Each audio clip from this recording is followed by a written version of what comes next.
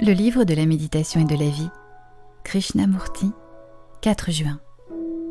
La contradiction appelle le conflit. Vous constaterez que nous sommes pour la plupart en butte à des conflits, que la contradiction non seulement interne mais externe domine notre existence. La contradiction implique l'effort. Là où il y a effort, il y a gâchis, gaspillage d'énergie. Là où il y a contradiction, il y a conflit. Le conflit appelle à son tour l'effort pour surmonter ce conflit, ce qui est une autre forme de résistance. Et lorsqu'on résiste, cela engendre aussi une certaine forme d'énergie. Il est bien connu que lorsqu'on résiste à quelque chose, cette résistance même est source d'énergie. Toute action est fondée sur cette friction entre ce qu'il faut et ce qu'il ne faut pas faire.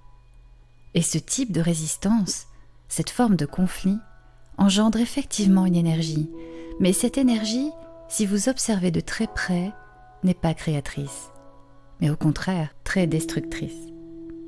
La plupart des gens baignent dans la contradiction. Et s'ils possèdent un don, un talent, pour l'écriture ou la peinture ou quoi que ce soit d'autre, la tension que crée entre eux cette contradiction leur donne l'énergie d'exprimer, de créer, d'écrire, d'être. Plus forte est la tension, plus grand est le conflit, plus grandiose est le résultat. Et c'est ce que nous appelons la création. Mais cela n'a rien à voir avec la création, ce n'est que le résultat d'un conflit.